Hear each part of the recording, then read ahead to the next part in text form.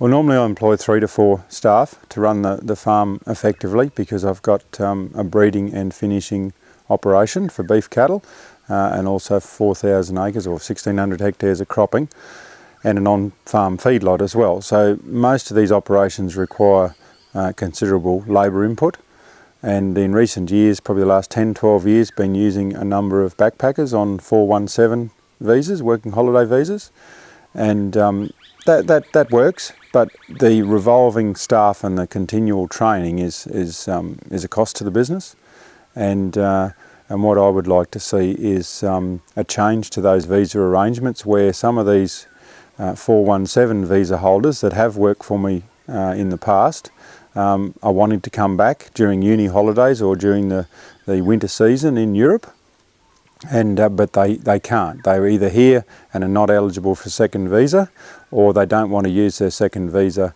12-month second visa, just to come back for a 3-month period or a 5-month period.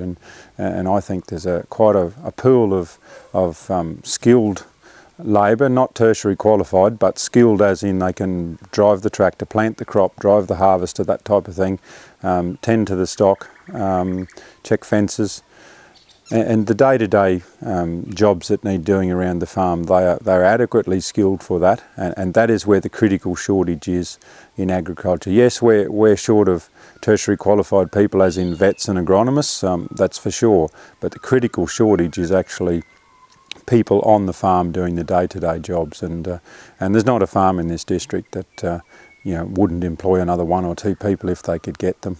We compete very much with the resource sector here in the Bowen Basin, and the last 3 permanent employees I've had have all gone to the mines, to the resource sector, and I don't blame them for that. They're paying good money, better than we can afford to pay. So they do that. They set themselves up. Sometimes they come back to the rural sector after they've done a stint in the resource sector. But it is difficult to compete with those high wages of the mining companies, and that's the trouble we're facing all the time. Governments are all talking about the food shortage in the future and doubling the value of agricultural production. That won't be achievable unless we can get more staff. It's that simple, basically. Like I can't improve my productivity and my output here without additional staff, and if I can't get that staff, well, I've just got to have a bit of a rethink about further development and just settle down to the level I'm at. And I don't know, I've always believed that any business that's stagnant is a business that's going backwards, so I hope I don't have to go down that track.